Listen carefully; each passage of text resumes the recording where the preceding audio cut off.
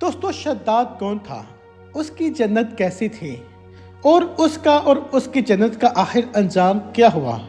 शद्दाद और कौमी आद के बारे में अल्लाह रब्बुल इज़्ज़त कुरान हकीम फुरकान हमीद में क्या इरशादात फरमाए हैं और वो कौन से सहाबी रसूल थे जो अल्लाह सुब्हानहू व तआला के हुक्म से कई सदियां गुजरने के बाद शद्दाद के जन्नत में दाखिल हुए थे।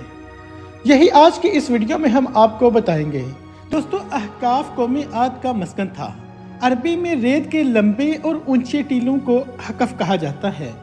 अहकाफ हकफ की जमा है और यूं इसका मतलब होता है रेत के ऊंचे और लंबे टीलों की ज़मीन। ये इलाका यमन और ओमान के दरमियान बिखरा हुआ था। कौमी आद यहाँ 8,500 साल से आबाद थे। कुरान मजीद फुरकान हमीद की एक सूरत का नाम भी सूरह अहकाफ है। अल्लाह रब्बुल इज़्ज़त ने उन्हें सरसब्ज़ खेतियाँ भी दे रखी थी, जानवर भी, पानी भी और वाफर खुराक भी। नेमतों की उस फरावानी ने उन्हें भटका दिया और वो अल्लाह रब्बुल इज़्ज़त के बागी हो गए।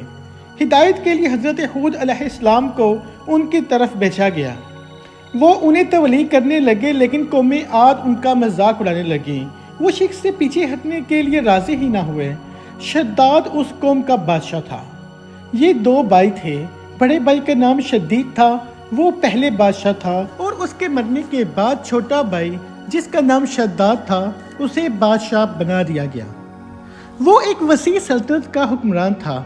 उसकी हुकूमत यमन से इराक और बास रवायात के मुताबिक ईरान तक फैली हुई थी। हजरत हूद अलैहिस्सलाम ने उसे भी समझाने की कोशिश की, मगर उसका दिल भी बंद था।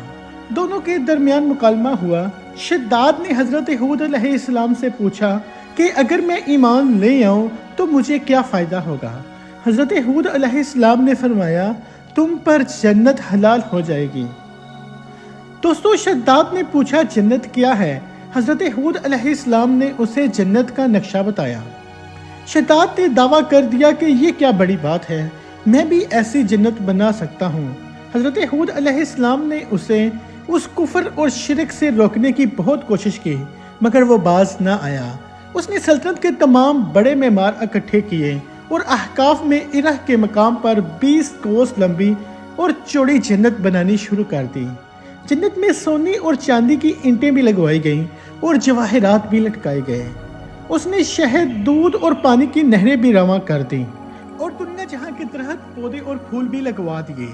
कौमी आद बुलंद सतूनों पर महलात बनाने की माहिर थे।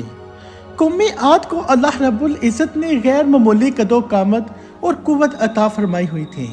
उनमें हर शख्स का कद कम से कम 12 गज का होता था। ताकत का ये हाल था कि बड़े से बड़ा पत्थर जिसको कई आदमी मिलकर भी ना उठा सकते थे, उनका एक आदमी एक हाथ से आराम से उठा के फेंक देता था। वो लोग ताकत और कुव्वत के बलबूते पर पूरी यमन पर काबिज थे।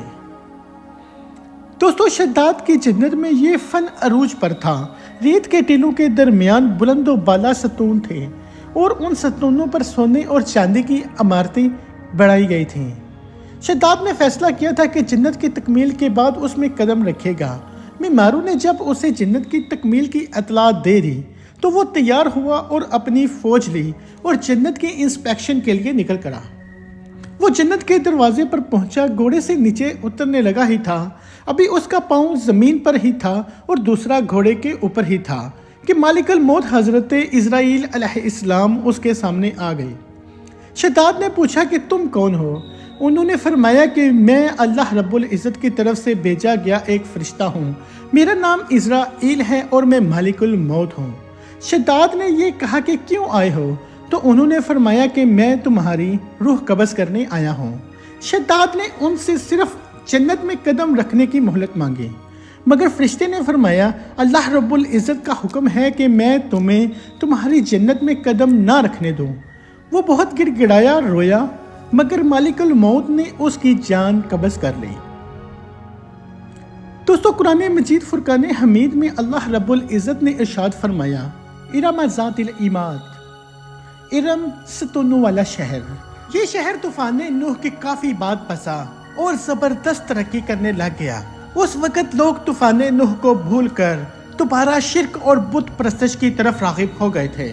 उस कौम पर हज़रत हूद अलैहिस्सलाम को महबूस किया गया। جب اس قوم نے شرک اور بت پرستش ترک نہ کی تو اللہ رب العزت نے عذاب نازل کر کے اسے تباہ کر دیا۔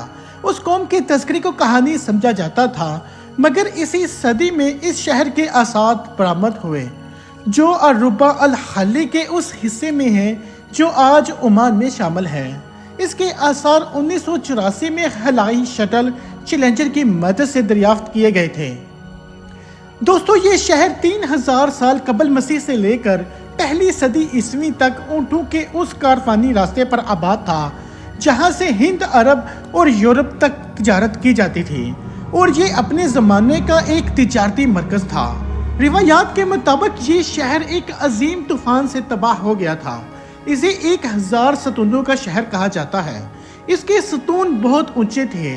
ارم ذات العماد، ارم کے ستونوں والے اس شہر کے حوالے سے بعض مفسرین نے فرمایا کہ ارم اس جنت کا نام ہے جو عاد کے بیٹے شداد بن عاد نے بنائی تھی، اور اسی کی صفت ذات العماد ہے کہ وہ عظیم و شان عمارت بہت سے ستونوں پر قائم چاندی اور جواہرات سے تعمیر کی گئی تھی تاکہ لوگ آخرت کی جنت کے بدلے میں اس نقل جنت کو اختیار کر لیں۔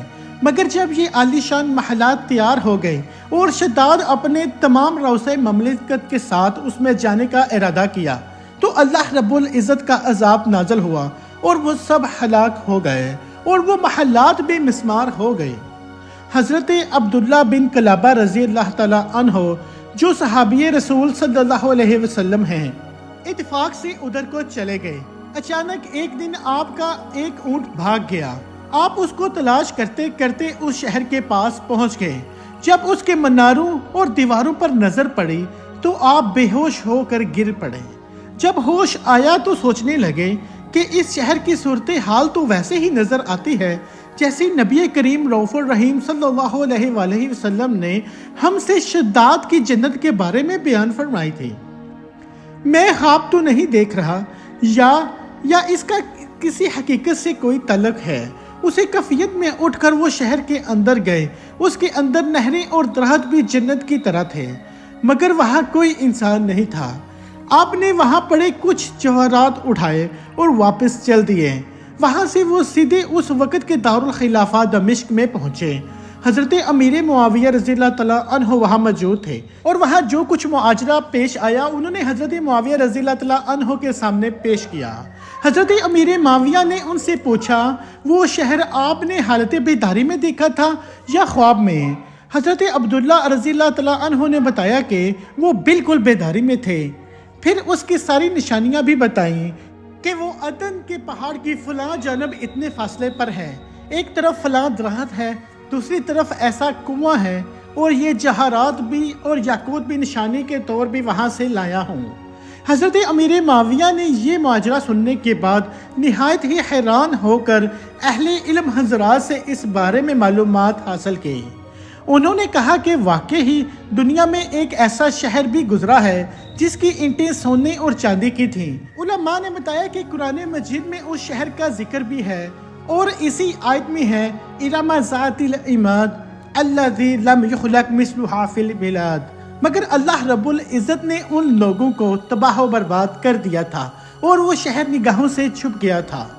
دوستو، اس بات کو محدث ابن جوزی نے بھی لکھا کہ علماء نے بتایا کہ حضور نبی اکریم امام الانبیاء جناب محمد رسول اللہ صلی اللہ علیہ وآلہ وسلم نے فرمایا تھا کہ میری امت میں سے ایک آدمی اس جنت میں جائے گا، وہ چھوٹے قد سرخ رنگ کا ہوگا، اس کے ابرو اور گردن پر 2 تل ہوں گے، وہ اپنے اونٹ کو ڈھونڈتا ہوا اس شہر میں پہنچے گا اور وہاں کی عجائبات دیکھے گا۔